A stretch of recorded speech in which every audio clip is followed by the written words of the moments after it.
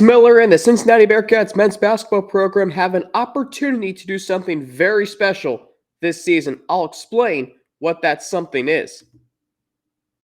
Our Locked On Bearcats, your daily podcast on the Cincinnati Bearcats, part of the Locked On Podcast Network, your team every day.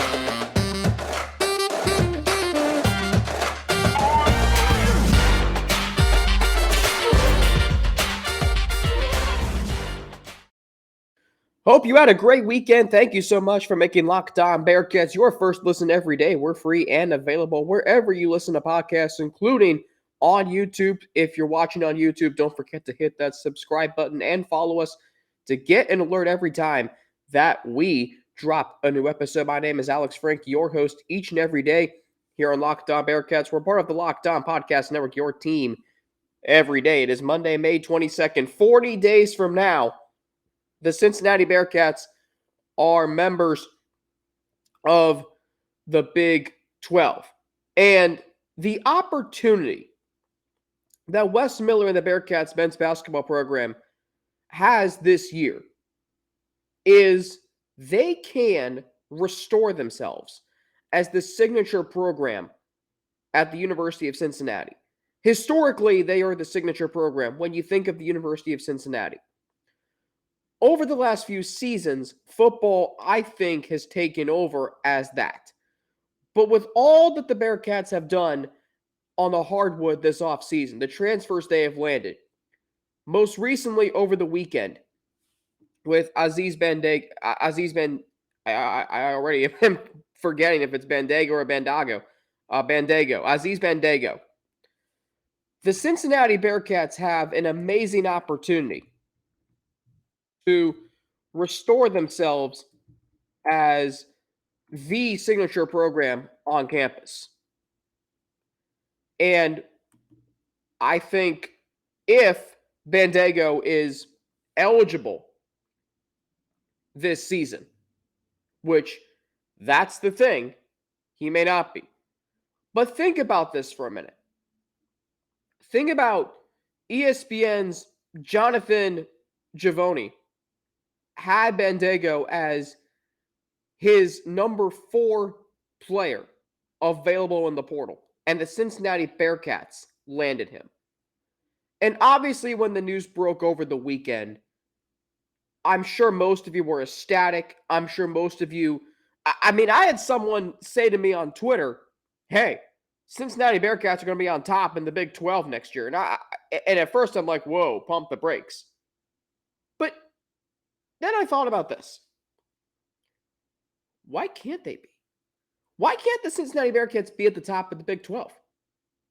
In a conference that, yes, has been dominated by Kansas since before Blackberries were the big thing, going back to the mid-2000s, even though Kansas has dominated the conference, every year, I feel like going into every college basketball season, the Big 12 is wide open.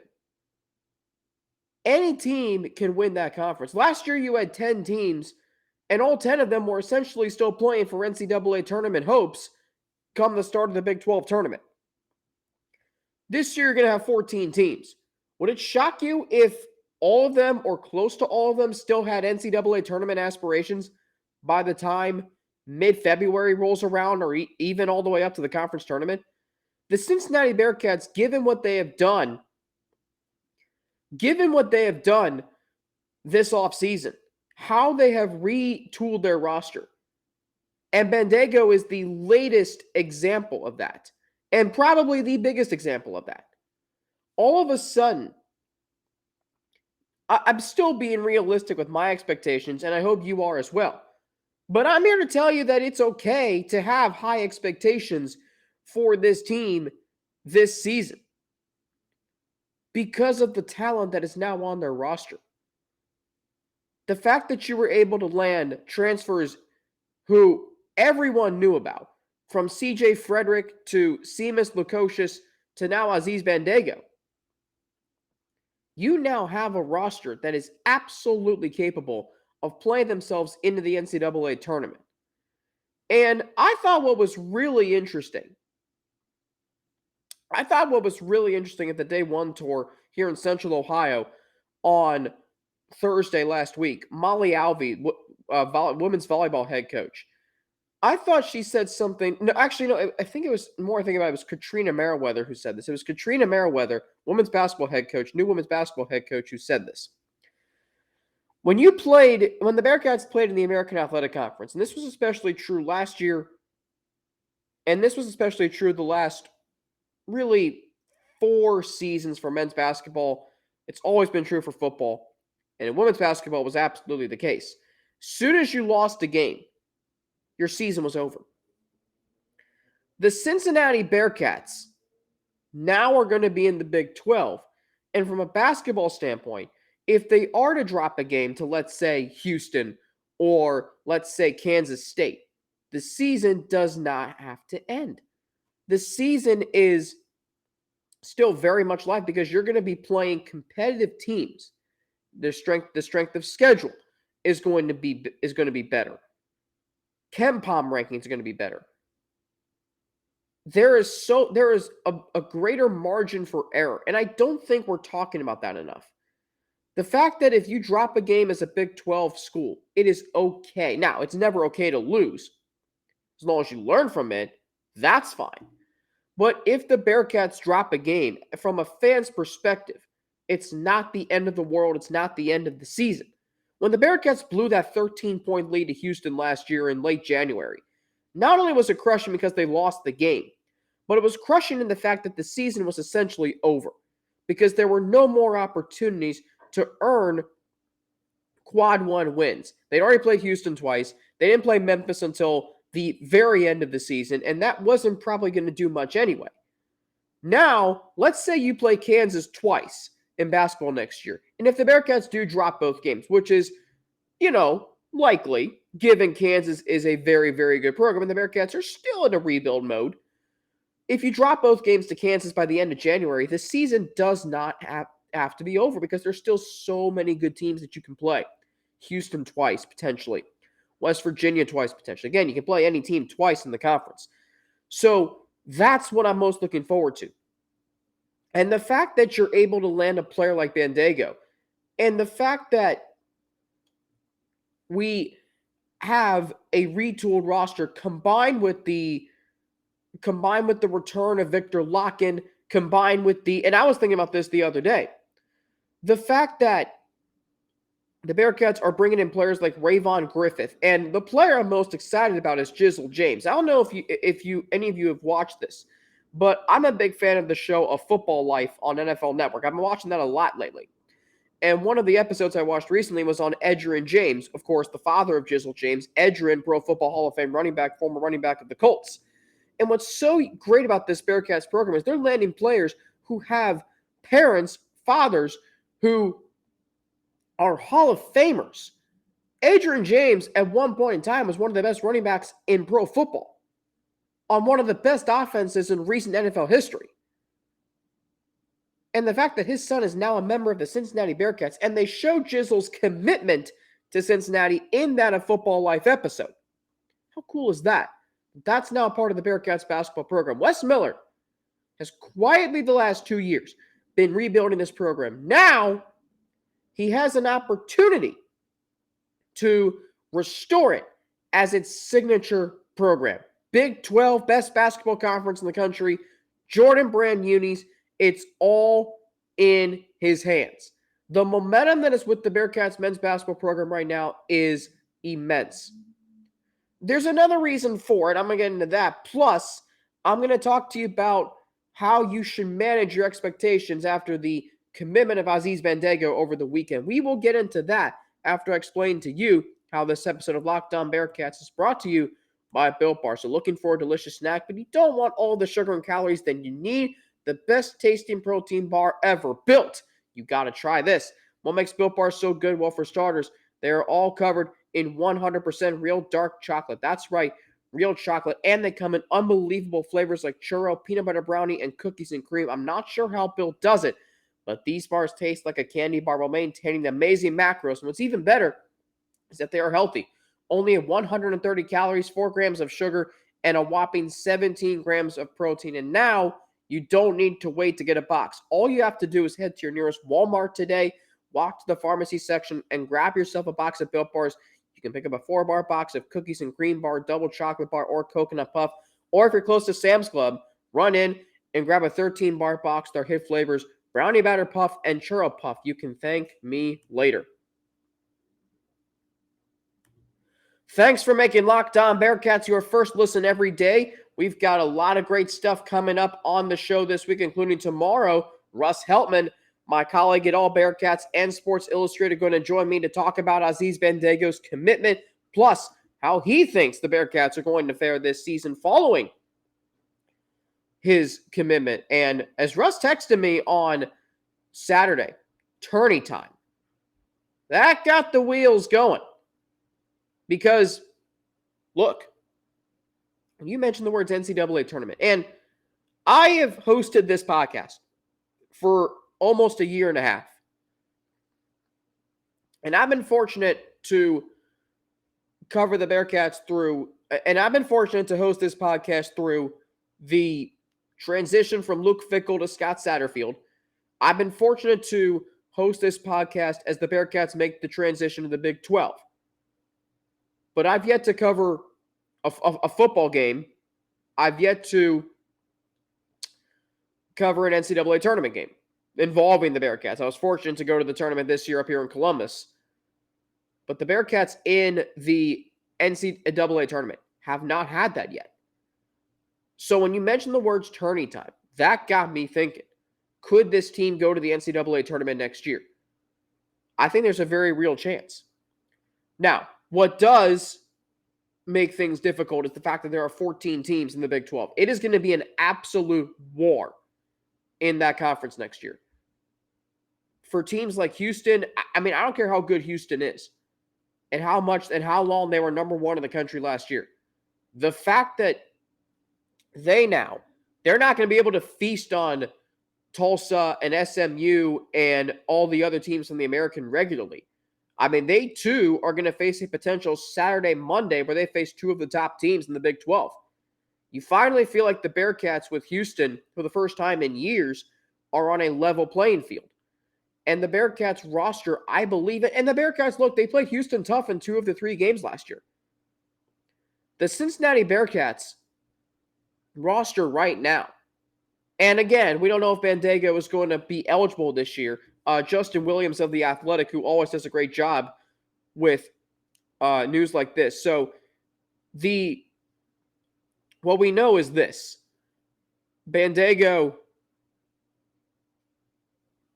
Jonathan Givony again,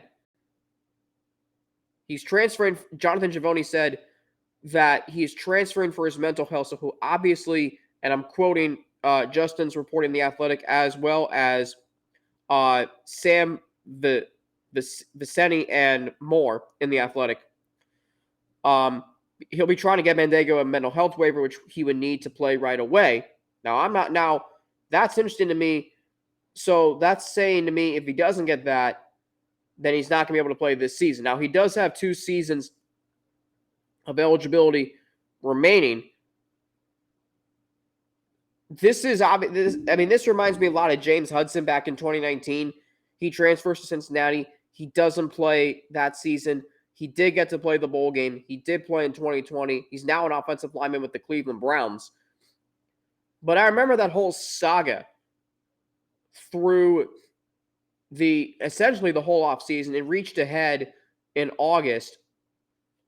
And basically the perception on the Cincinnati side was that Jim Harbaugh and Michigan didn't do everything they could have to help James Hudson and allow him to be eligible to play for the Cincinnati Bearcats in 2019.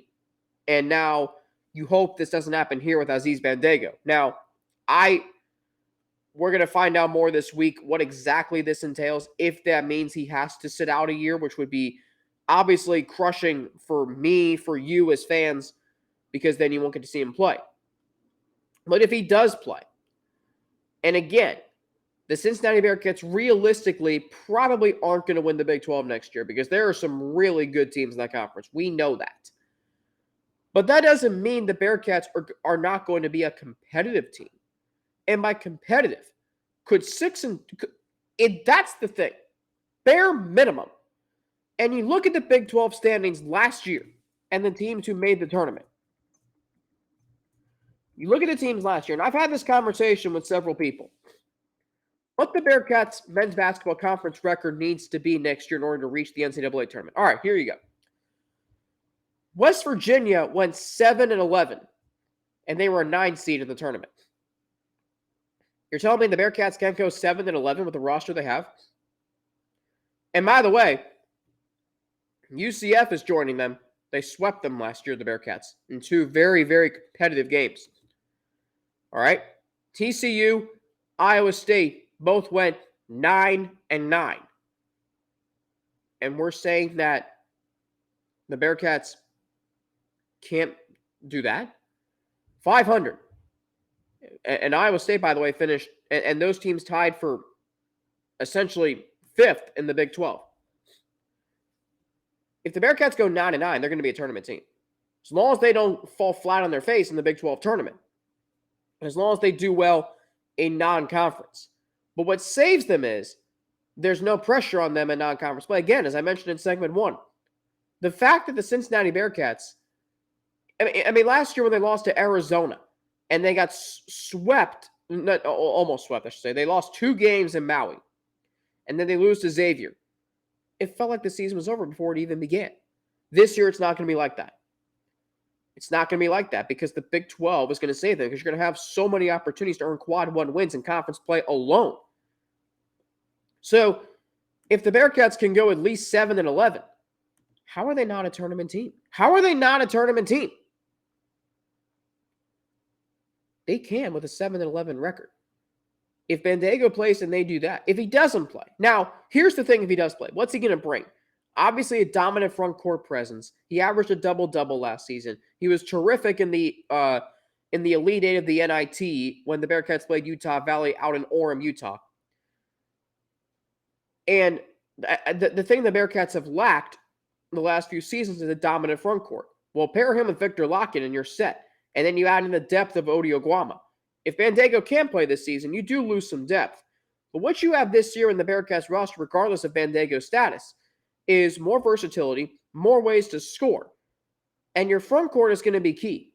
Because you are going to, every game in the Big 12 is going to feel like a tournament game. It's going to be physical. It's going to be a battle. And your expectations should be still tempered. Is it fair to expect this team to make the tournament? To a degree, maybe 30 to 40%.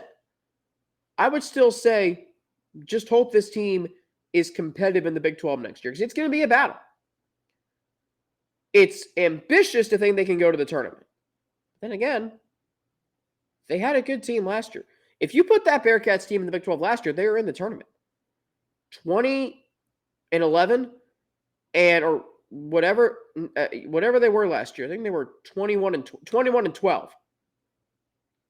21 were they? 21-11. Excuse me. 21 were they? Yeah, 21-11. And you're telling me, wait, were they 21-11? Yeah, they were. 11-7 in conference play. You're telling me that wouldn't have made the tournament in the Big 12? Baylor was 11-7, 23-11 overall. Kansas State 11-7, 26-10.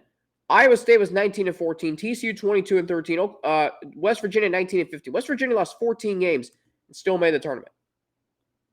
That's why the being in the Big 12 is going to be so much more advantageous. And here's the other thing. As far as restoring yourself as the signature program, the Cincinnati Bearcats football program has been the best program at the university over the last few seasons. But they're going to be, I think, in a dip in transition. And basketball has remained relevant enough where they can take back that title, especially now being in the Big 12 in the Jordan Unis. So as football transitions, and it might be harder for them, basketball has a huge opportunity. And Wes Miller plays a big role in that.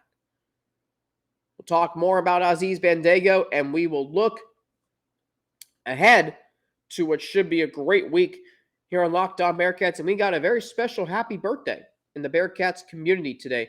All of that explained after I explain to you how this episode of Locked On Bearcats is brought to you by FanDuel Sportsbook. Make a fast break to FanDuel during the NBA playoffs because right now new customers can get a no-sweat first bet up to $1,000. That's right, $1,000 back in bonus bets if your first bet doesn't win. So there's no better place to bet all the playoff action than America's #1 sports book. I love betting on FanDuel because of the great promotions every day. It's a safe and secure app, and I get paid instantly. Visit FanDuel.com/lockedon and get a no-sweat first bet up to $1,000. That's FanDuel.com/lockedon. FanDuel, an official sports betting partner of the NBA. All right, so coming up this week, what do we got here on Locked On Bearcats? Obviously, much more on the commitment of Aziz Bandaogo, the last open scholarship player. And again, it just really, you talk about the job Wes Miller has done in rebuilding this program. Because I remember the state of the program when he got here. It was in shambles. You had 4 scholarship players on the roster, and all of a sudden that day, you had 2 players exit the transfer portal back to Cincinnati. And then you look at the players he's been able to land in the transfer portal. Landers Nolly, Kalui Zikpe, Rob Finnessy. Now you're landing guys like CJ Frederick and Aziz Bandaogo and Jameel Reynolds and Seamus Lukosius. And then you're able to land recruits like Rayvon Griffith and Jizzle James. What you're selling, and Wes Miller is a master recruiter. If there's anything that we've learned, and I saw this firsthand on Thursday, he is a master recruiter of the program. And this is coming from a guy who, prior to taking over as head coach in April of 2021, had never been to the city of Cincinnati. But yet he knows Bearcats men's basketball. It's interesting that Jordan Unis, well, he played for North Carolina. And that's the one thing that I took solace in when he was hired. The fact that he played at a major Royal Blue Blood in North Carolina. The Bearcats have never had that in program history as a head coach. Because throughout history, it's been from Bob Huggins to, well, it's got to be an alum or it's got to be a Cincinnati guy. Wes Miller's not that. And yet, you feel like it's still working. Everybody I talk to keeps telling me, you're in great hands. Something along those lines. It's unbelievable. The Bearcats have the opportunity to do something special this year. Restore themselves as the signature program at the University of Cincinnati. Jordan Brand Unis are helping that immensely. Now it's if these freshmen and these transfer commits, if they all come into fruition, I think they can. We'll find out if they do just that. All right, so Neil Meyer, hoping to have him on this week. Zach and Sean, as well as Zach Freese from the Freeze Frame Podcast and Pro Football Focus.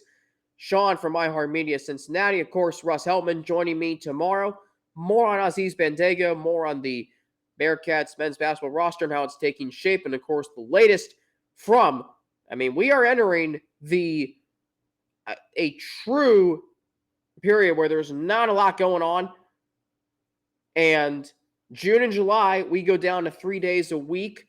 Right now, I'm looking at episodes being posted Tuesday, Wednesday, and Thursday of every week until we are back to 5 days a week come August and the start of fall camp. Plenty to get to come then, working on a special show live Saturday, July 1st, when the Bearcats officially become members of the Big 12. Of course, we are working on